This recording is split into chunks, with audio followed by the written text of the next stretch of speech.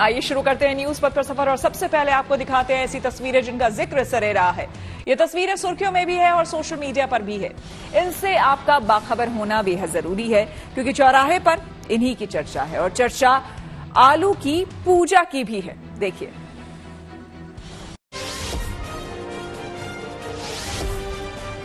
मथुरा में रंग भरनी एकादशी पर ब्रज के सभी प्रमुख मंदिर रंगों से भर गए हैं। वहां के विश्व प्रसिद्ध बांके बिहारी मंदिर में भी श्रद्धालु होली के रंग में रंगे नजर आए। वैसे तो ब्रज में होली बसंत पंचमी से ही शुरू हो जाती है, लेकिन एकादशी से बांके बिहारी मंदिर में 5 दिन का उत्सव शुरू हो जाता है। यहाँ श्रद्धालु अपने आराध्य के साथ होली खेलकर काफी उत्साह में दिखाई दिए।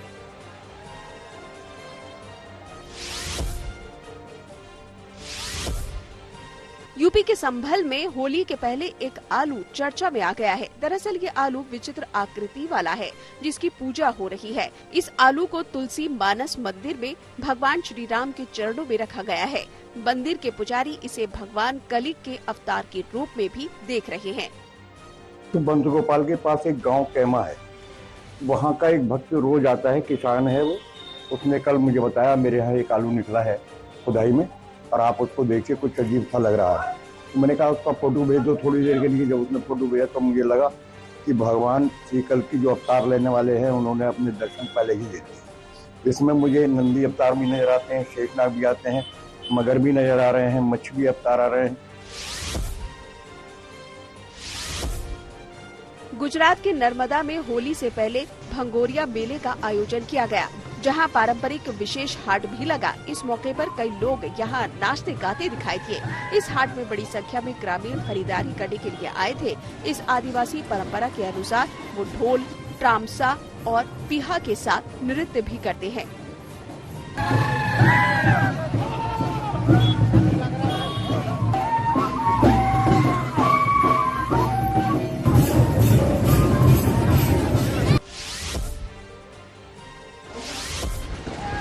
भोपाल में कांग्रेस के प्रदर्शन के दौरान उसका स्टेज ढह गया, जिससे कुछ कांग्रेस के नेता घायल भी हो गए। दरअसल विधानसभा के बजट सत्र से पहले दिन भोपाल में किसान कांग्रेस के नेता और कार्यकर्ता विधानसभा का घेराव करने जुटे।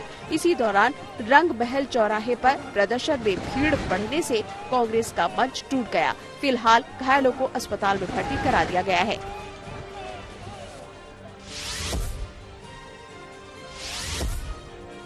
यूपी के कानपुर में बीजेपी पार्षद शालू कन्नौजिया का सीवर में उतरकर सफाई करने का वीडियो सोशल मीडिया पर वायरल हो गया है। दरअसल उनका आरोप है कि उन्होंने कई बार अधिकारियों से नाली की सफाई करने की अपील की, लेकिन जब इलाके की ये बड़ी समस्या हल नहीं हो पाई तो फिर उन्होंने खुद ही बाल्टी से गंदगी निकालनी शुरू कर दी। फिर जलकल विभाग की अधिशाषा अभियंता नबीला खान मौके पर पहुंची और समझाने के बाद पार्षद को बाहर निकाला गया। जिंदगी का सफर सुहाना हो इसलिए सावधान रहना जरूरी है। रोजमर्रा की आपाधापी में कुछ देर बैठकर सोचना समझना भी जरूरी है कि आपके आसपास क्या हो रहा है और जो कुछ हो रहा है उससे हमारी जिंदगी, हमारा परिवार कैसे प्रभावित हो सकता है। इसलिए हॉर्न बजाकर बाखबर करने वाली खबर जरूरी होती है। और आज की ये खबर होली के त्योहार से जुड़ी है। होली करीब है, ऐसे में महानगरों में काम करने वाले लाखों लोग अपने घर जाने की तैयारी में जुटे हैं। घर जाने के लिए सबसे बड़ा साधन ट्रेनें हैं। यही वजह है कि रेलवे की तरफ से सैकड़ों की तादाद में होली स्पेशल ट्रेनें चलाई गई। लेकिन इस बार रेलवे ने भीड़ को काबू करने के लिए कई बड़े कदम भी उठाए। दिल्ली, मुंबई, कोलकाता, चेन्नई और बेंगलुरु समेत देश के 60 बड़े रेलवे स्टेशनों पर उन्हीं यात्रियों को स्टेशन पर एंट्री मिलेगी जिनके पास यात्रा का कंफर्म टिकट होगा। इसके अलावा इन सभी स्टेशनों के बाहर रुकने के लिए वेटिंग एरिया भी बनाए गए हैं। ऐसे में जरूरी है कि यात्री कंफर्म टिकट के साथ ही सफर के लिए स्टेशन पर पहुंचे और दूसरों को भी इस जानकारी के बारे में जागरूक करने के लिए हॉर्न बजाएं।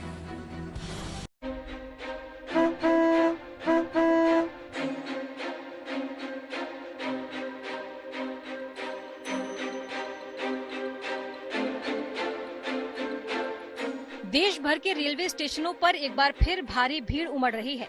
ये भीड़ हर साल की तरह होली पर घर जाने वालों की है। भीड़ को देखते हुए रेलवे ने भी खास व्यवस्था की है, क्योंकि होली पर हर कोई अपने घर जाना चाहता है। इसके लिए रेलवे हर साल अधिक मांग को देखते हुए कई स्पेशल ट्रेनें चलाता है ताकि सभी यात्री अपनी मंजिल पर पहुंच सके। इस बार भी रेलवे ने लगभग 250 होली स्पेशल ट्रेनें चलाने का फैसला किया, लेकिन इसके बाद भी कई लोगों को कंफर्म टिकट नहीं मिल पाते। ऐसे में वो यात्री भी स्टेशन पहुंच जाते हैं जिनके पास कंफर्म टिकट नहीं होता। यही वजह है कि स्टेशनों पर यात्रियों की भारी भीड़ जुटने से कई बार हालात बेकाबू हो जाते हैं और भगदड़ की स्थिति भी हो सकती है। लेकिन इस बार रेलवे स्टेशन पर यात्रियों की भीड़ को काबू करने के लिए रेलवे ने बड़ा कदम उठाया है। रेलवे ने नई दिल्ली रेलवे स्टेशन समेत देश के बड़े स्टेशनों पर बिना टिकट के एंट्री पर रोक लगा दी है। अगर यात्री के पास कंफर्म टिकट नहीं है तो उसे स्टेशन में घुसने की अनुमति नहीं दी जाएगी। रेलवे के मुताबिक देश भर के 60 प्रमुख रेलवे स्टेशनों पर कंफर्म टिकट के साथ ही एंट्री दी जाएगी। इन बड़े स्टेशनों में नई दिल्ली रेलवे स्टेशन, मुंबई का छत्रपति शिवाजी महाराज टर्मिनल, कोलकाता का हावड़ा जंक्शन, चेन्नई सेंट्रल और बेंगलुरु रेलवे स्टेशन शामिल है। लोगों की संख्या ज्यादा होती है जाने वाले और प्लेटफॉर्म पर जगह सीमित होती है, इसलिए ये निर्णय लिया गया है कि जो अति महत्वपूर्ण स्टेशन है जैसे नई दिल्ली, यहाँ कंफर्म टिकट वालों को ही एंट्री मिलेगी या जनरल टिकट वालों को ही एंट्री मिलेगी। लेकिन मेरा आप सभी से निवेदन है कि यदि आपको पॉपुलर ट्रेन में, रेगुलर ट्रेन में जगह नहीं मिल रही है, वेटिंग का टिकट है, तो आप हमारे द्वारा अनाउंस की गई स्पेशल ट्रेन में भी टिकट बुक करा सकते हैं और अपने लोगों के साथ होली मना सकते हैं। और जिनके पास टिकट नहीं है कंफर्म, उनको क्या करना चाहिए? उनको मेरा यही निवेदन रहेगा, जिनके पास कंफर्म टिकट नहीं है वो स्पेशल ट्रेन में देखें, उनको टिकट कंफर्म मिल जाएगी। अभी भी कई सारी स्पेशल ट्रेन खाली हैं और जिनके वेटिंग के टिकट हैं, कंफर्म नहीं है, तो उनको स्टेशन पे एंट्री नहीं दी जाएगी। भीड़ के मद्देनजर रेलवे स्टेशन परिसर के चारों ओर बैरिकेड्स लगाकर सुरक्षा के खास इंतजाम किए गए हैं। रेलवे स्टेशन पर बने पुल और पुल की सीढ़ियों पर बैठने पर रोक लगाई गई है ताकि यात्रियों की आवाजाही पर असर न पड़े। अगर किसी यात्री की ट्रेन लेट है तो उन्हें स्टेशन के बाहर ही इंतजार करने को कहा जाएगा। इसके लिए नई दिल्ली रेलवे स्टेशन और आनंद विहार जैसे बड़े स्टेशनों पर होल्डिंग एरिया यानी अस्थायी प्रतीक्षालय की व्यवस्था की गई है।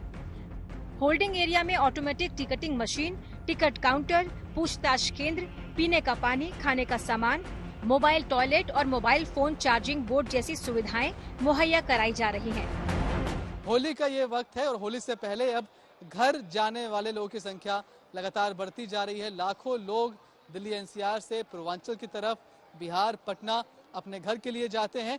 ऐसे में कुंभ में तैयार किया गया ये वेटिंग एरिया होली में भी उसी तरह से काम कर रहा है। यहाँ पर आप देखिए कि चारों तरफ जो टिकट वेंडिंग जोन है वो बनाया गया है, मतलब यहाँ से आप जो टिकट काउंटर्स हैं वो बनाए गए हैं। अगर आपके पास टिकट अभी नहीं है तो आप यहाँ आकर अपना टिकट खरीद सकते हैं। मतलब टिकट खरीदने के लिए भी आपको स्टेशन के अंदर नहीं जाना होगा। यहाँ से आगे प्लेटफॉर्म तक सिर्फ वही लोग जा पाएंगे जिनका टिकट कंफर्म है। जगह जगह पर इस तरह के जो बोर्ड हैं वो लगाए गए हैं जिन पर लोग देख सकते हैं कि उनकी ट्रेन कितने बजे आने वाली है या फिर आने वाली ट्रेन कौन सी है। उसके हिसाब से वो अपनी यात्रा को प्लान कर सकते हैं जिन्होंने टिकट रिजर्वेशन नहीं कराया है। देश के तमाम बड़े रेलवे स्टेशनों पर यात्रियों से अनुरोध किया जा रहा है कि वो ट्रेन के समय के अनुसार ही प्लेटफॉर्म पर आए। इससे उन्हें स्टेशन पर पहुंचने में भागदौड़ नहीं करनी पड़ेगी। रेलवे की तरफ से होली के लिए जो स्पेशल ट्रेनें चलाई गई हैं, उनका पूरा शेड्यूल भी पहले से ही जारी कर दिया गया है ताकि यात्रियों को इन स्पेशल ट्रेनों के बारे में जानकारी को लेकर कोई कंफ्यूजन न हो। इस बार उत्तर रेलवे ने पहले से स्पेशल ट्रेन की संख्या में काफी वृद्धि की है। जैसे इस बार अभी तक उत्तर रेलवे द्वारा 400 से ज्यादा स्पेशल ट्रेन की ट्रिप का अनाउंसमेंट किया जा चुका है। इसके अलावा और बहुत सारी ट्रेन हैं जो अदर रेलवे द्वारा उत्तर रेलवे के क्षेत्र से होकर गुजरेंगी और यहाँ के लोगों को सुविधाएं देंगी। इसके अतिरिक्त तो उत्तर रेलवे द्वारा आवश्यकता पड़ने पर general special train on demand भी चलाया जाएगा। तो आप देखेंगे कि स्पेशल ट्रेन की संख्या में एक अभूतपूर्व वृद्धि की गई है। इसके अलावा इस बार एक नई बात की गई है कि नई दिल्ली से पटना के बीच में इस बार स्पेशल वंदे भारत ट्रेन का, होली स्पेशल वंदे भारत ट्रेन का संचालन किया जा रहा है। तो एक तरह से देखा जाए तो एक कंप्लीट पैकेज है। हमने इस बार हर क्लास के कस्टमर का, हर कैटेगरी के कस्टमर का ध्यान रखा है। रेलवे की ओर से चेतावनी दी गई है कि ट्रेन में बिना टिकट के सफर करना इस बार यात्रियों को महंगा पड़ सकता है। जानकारी के मुताबिक बिना टिकट सफर करने वाले यात्रियों को सबसे पहले स्टेशन पर ही रोक लिया जाएगा। अगर वो किसी तरह स्टेशन पर पहुंच भी जाते हैं तो ट्रेन में उन्हें चढ़ने नहीं दिया जाएगा। नई दिल्ली रेलवे स्टेशन पर अब व्यवस्था को बहुत चाक चौबंद किया गया है होली को देखते हुए।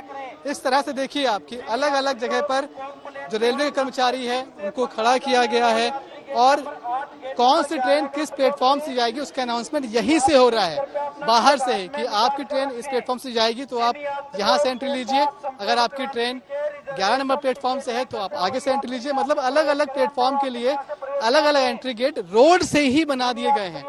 लगातार अनाउंसमेंट किया जा रहा है, उनकी ट्रेन का नंबर बोला जा रहा है, ट्रेन का नाम बोला जा रहा है और कह रहे हैं कि जिनकी ट्रेन ये वाली है सिर्फ वही यहाँ पर लाइन लगाए और वही यहाँ से अंदर जाएं। जिनके पास टिकट नहीं है वो वापस से वेटिंग एरिया में जाएं और वेटिंग एरिया में जाकर टिकट ले लें। और यहाँ पर भी इस बैरिकेडिंग तक भी कोई यात्री कब पहुँचता है, वो तब पहुँचता है जब उसकी ट्रेन का टाइम होने वाला होता है। उसके पहले उसे उस टेम्परेरी या फिर यूं कहीं के परमानेंट वेटिंग एरिया में जो कि बनाया गया है वहाँ पर इंतजार करना होता है।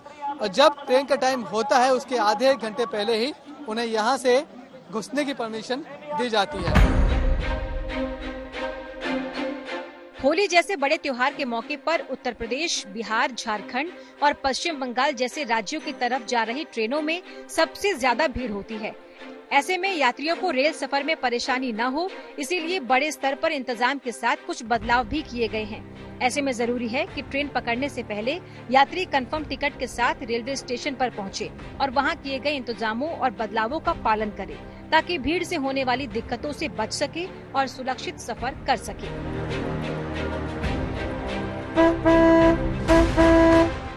दिल्ली से मनीष चौरसिया के साथ bureau report, good news today. CM Yogi का अपने मंत्रियों को खास निर्देश। आइए सीधे आपको लिए चलते हैं न्यूज एक्सप्रेसवे पर, जहां देश भर की कुछ और जरूरी खबरें कर रही हैं आपका इंतजार। छत्तीसगढ़ के रायपुर में ईडी ने पूर्व सीएम भूपेश बघेल के बेटे चैतन्य के ठिकानों पर छापेमारी की। कहा जा रहा है कि ये मामला शराब घोटाले के आरोपों से जुड़ा है, जिसमें ईडी ने कई जगहों पर रेड की। इस बीच भूपेश बघेल के आवास पर कैश गिरने के लिए 2 मशीन्स भी लाई गईं। उधर कांग्रेस ने आरोप लगाया कि ईडी साजिश के तहत मामले की तफ्तीश कर रही है। साथ ही कहा कि ये कार्रवाई विपक्ष की आवाज दबाने के लिए हुई। वहीं बीजेपी का कहना है कि मामले में सच सामने आकर रहेगा। यूपी के मुख्यमंत्री योगी आदित्यनाथ ने अपने मंत्रियों को प्रेस कॉन्फ्रेंस करने के निर्देश दिए। दरअसल इसी महीने योगी सरकार के दूसरे कार्यकाल के 3 साल पूरे हो जाएंगे। ऐसे में 25 मार्च से प्रदेश भर में एक अभियान शुरू होगा। इसके तहत पार्टी नेता महाकुंभ में सफल आयोजन और यूपी सरकार की उपलब्धियों की जानकारी लोगों को देंगे। यूपी में 8 साल से योगी आदित्यनाथ की सरकार है। पंजाब की तरनतारन पुलिस ने नशे का बड़ा रैकेट चलाने के आरोप में एक शख्स को अरेस्ट किया। बताया गया कि वो अमेरिका और कनाडा में भी इसी धंधे से जुड़ा हुआ था। उसके गैंग के कुछ सदस्यों को अमेरिकी खुफिया एजेंसी FBI ने भी पकड़ा था। ऐसे में वो भागकर भारत वापस आ गया था। यूपी के बरसाना के बाद अब नंदगांव में जमकर लठमार होली खेली गई। ये परंपरा यहाँ वर्षों से चली आ रही है। पहले दिन नंदगांव के हुरियारे बरसाना होली खेलने के लिए जाते हैं और दूसरे दिन बरसाना के हुरियारे नंदगांव होली खेलने आते हैं।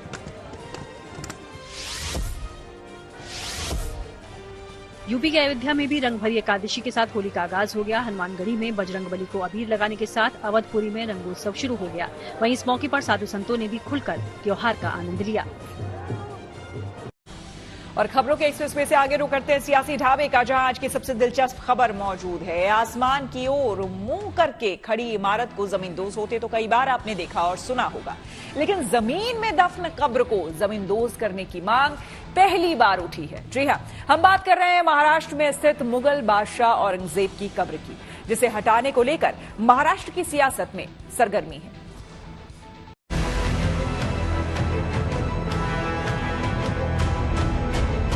औरंगजेब के अत्याचार, उसके आतंक का इतिहास साक्षी, जिसने संस्कृति को कट्टरता से कुचलने की कोशिश की, लेकिन इस देश की मिट्टी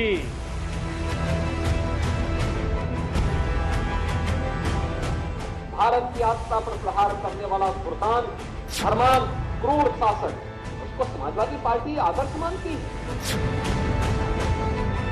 जो औरंगजेब औरंगजेब ने छत्रपति संभाजी महाराज को 40 दिन इनका हलाल किया है, जबान काट दी, ऐसे औरंगजेब को अच्छा कहना ये तो महापाप है।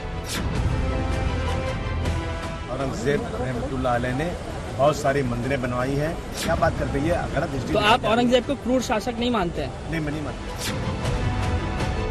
करंट जितना बदला सकते हैं, तारीख को तो नहीं बदला सकते। तो मुगलों की हिस्ट्री खत्म करना चाहते थे, तो बदल नहीं सकते। चैन से सो रहा था मैं ओढ़े कफन मजार में, यहाँ भी सताने आ गए, किसने पता बता दिया। जी हाँ, 1707 में मरकर खाक हो चुके मुगल बादशाह औरंगजेब की मजार को लेकर महाराष्ट्र की सियासत पूरी तरह सरगर्म हो चुकी है।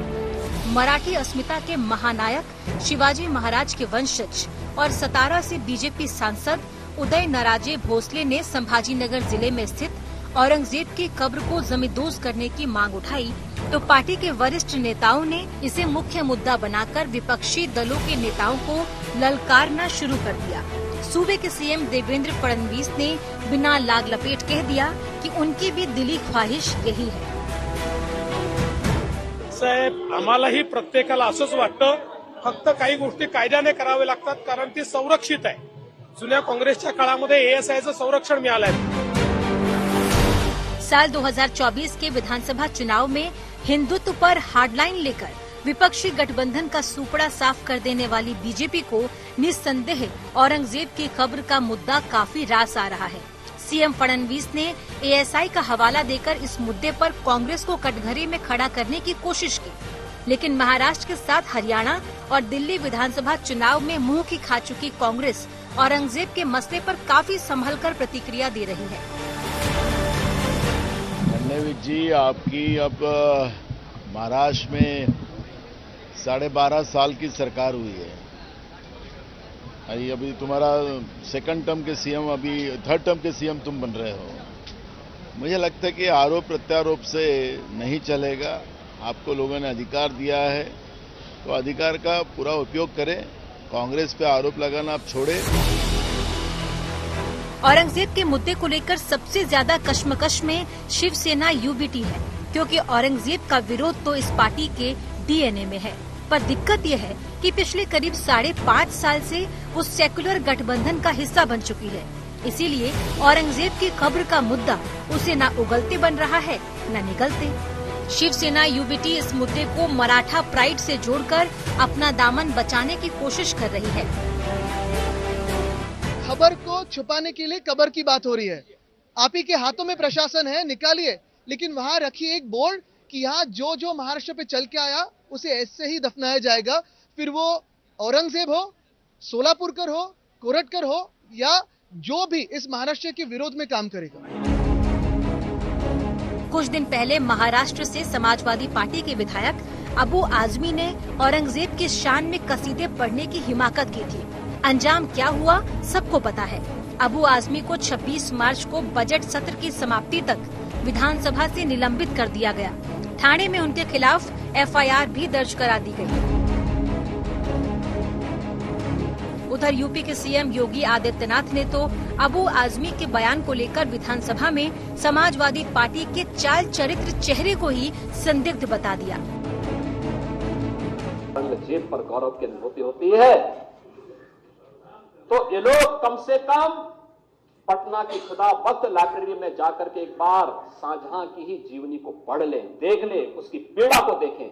हाँ, जिनका आचरण औरंगजेब जैसा है वे लोग तो औरंगजेब पर गौरव की अनुभूति करें, लेकिन भारत को कम से कम इस पर न करें और समाजवादी पार्टी को इसका जवाब देना चाहिए।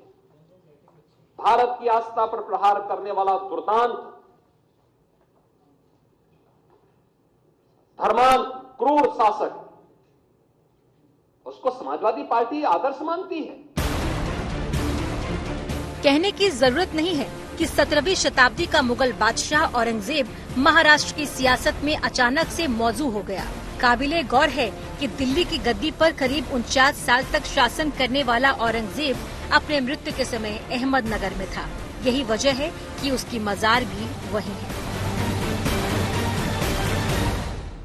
न्यूज पर आगे है धन बाजार, जहां शेयर बाजार से लेकर कारोबार तक की सभी अहम खबरें होती हैं, जिसका सीधा रिश्ता आपकी आमदनी आपकी जेब से होता है। तो तेज रफ्तार खबरों के बीच ये जरूरी खबरें छूट न जाए, इसलिए सीधे आपको लिए चलते हैं धनबाद।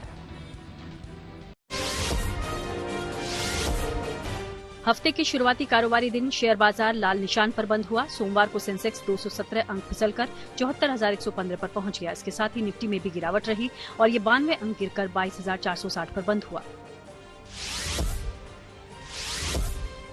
सोमवार को दिल्ली सराफा मार्केट में सोने चांदी की कीमतों में नरमी देखी गई। सोना 150 रुपए सस्ता हो गया। इसके साथ ही दिल्ली में 10 ग्राम सोने की कीमत घटकर 88,750 हो गई। वहीं चांदी भी 250 रुपए सस्ती हो गई। फिलहाल दिल्ली में 1 किलो चांदी की कीमत 99,250 रुपए है। सोमवार को डॉलर के मुकाबले रुपए में गिरावट दर्ज की गई। रुपया 38 पैसा गिर गया। इस तरह $1 के मुकाबले रुपए की कीमत घटकर अब 87 रुपए 33 पैसे हो गई है। यामाहा मोटर कंपनी जल्द ही अपनी पॉपुलर बाइक RX 100 के अपडेटेड वर्जन को बाजार में पेश कर सकती है। हालांकि इसकी लॉन्चिंग की डेट कंफर्म नहीं की गई, लेकिन न्यू यामाहा RX 100 बाइक की कुछ तस्वीरें सोशल मीडिया पर सामने आई हैं। मीडिया रिपोर्ट्स के अनुसार 1,45,000 रुपए इसकी कीमत हो सकती है। आइए अब रुक करते हैं प्रगति मार्ग का, जहां ऐसी खबरें हैं जो कि देश की तरक्की, प्रगति और लोगों की काबिलियत दिखाती है। आज बात प्रधानमंत्री नरेंद्र मोदी के मॉरिशस दौरे की करेंगे। 11-12 मार्च को प्रधानमंत्री मोदी मॉरिशस में रहेंगे और वहां के राष्ट्रीय दिवस समारोह में बतौर मुख्य अतिथि शिरकत करेंगे।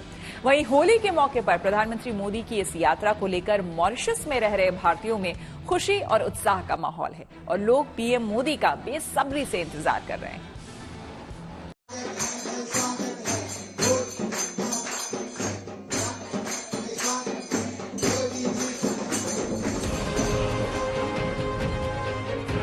प्रधानमंत्री नरेंद्र मोदी के मॉरिशस दौरे से पहले वहां रहने वाले भारतीय समुदाय में खुशी की लहर है।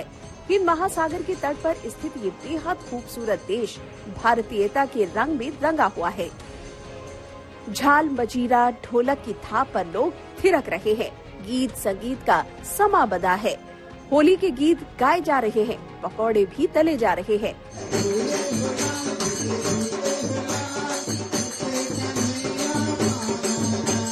मॉरिशस के मोका जिले के ला लौरा मलेंगा गांव में क्या बच्चे क्या बड़े सभी पीएम मोदी की एक झलक पाने के लिए उत्साहित है। सभी बेसब्री से पीएम मोदी की प्रतीक्षा कर रहे हैं। हर किसी को इंतजार 11 मार्च का है, जब पीएम मोदी 2 दिन के दौरे पर मॉरिशस पहुंचेंगे। शुभ स्वागतम अत स्वागतम शुभ स्वागतम। स्कूली बच्चों ने पीएम मोदी का वेलकम स्वागत गान से करने की तैयारी कर रखी है। वहीं बड़ों को भी उम्मीद है कि इस बार की होली यादगार रहेगी, क्योंकि इस बार की होली पर पीएम मोदी उनके मेहमान होंगे। मोदी जी कहीं भी रहे वो पूरे दुनिया को इन्फ्लुएंस करते हैं, पूरी दुनिया को प्रभावित करते हैं। और जब वो अपने देश में आ रहे हैं, मॉरिशस में आ रहे हैं, तो निश्चित रूप से यहाँ के युवाओं में, यहाँ के लोगों में एक उत्साह है। इसलिए सारा मॉरिशस एकत्र होकर उनके स्वागत करने के लिए तत्पर है। मॉरिशस वासी लोग बहुत खुश हैं कि प्रधानमंत्री श्री मोदी जी मॉरिशस आ रहे हैं। मोदी जी ऐसा प्रधानमंत्री है जो विश्व भर में उसका जागृति हुआ है, उज्जवल हुआ है, उसका मन जो है साफ सुथरा है। प्रधानमंत्री नरेंद्र मोदी 11 और 12 मार्च को 2 दिन के मॉरिशस दौरे पर रहेंगे। पीएम मोदी मॉरिशस के 57वें राष्ट्रीय दिवस समारोह में मुख्य अतिथि के रूप में शामिल होंगे। ये समारोह 12 मार्च को मनाया जाएगा। समारोह में भारतीय नौसेना के एक जहाज के साथ भारतीय रक्षा बलों की एक टुकड़ी भी शामिल होगी। प्रधानमंत्री मोदी जी की ये जो राजकीय यात्रा है 11 और 12 मार्च को, ये बहुत ही महत्वपूर्ण है। ये प्रधानमंत्री जी यहाँ पे 10 साल बाद आ रहे हैं। मार्च 2015 में वो पिछली बार आए थे और पिछली बार भी वो चीफ गेस्ट थे नेशनल डे सेलिब्रेशन में। इस बार वो डॉक्टर राम गुलाम जो यहाँ के प्रधानमंत्री हैं उनके निमंत्रण पे आ रहे हैं और वो मार्च 12 को जो यहाँ पे नेशनल डे सेलिब्रेशन होगा उसमें वो चीफ गेस्ट होंगे। प्रधानमंत्री ने आखिरी बार 2015 में मॉरिशस का दौरा किया था और अब 10 साल के बाद वो एक बार फिर मॉरिशस के दौरे पर जा रहे हैं। Bureau report, good news today. तो इसी के साथ न्यूज पथ में मेरे यानी कि श्वेता झा के साथ फिलहाल इतना ही। देश दुनिया की तमाम पॉजिटिव खबरों के लिए आप देखते रहिए गुड न्यूज टुडे।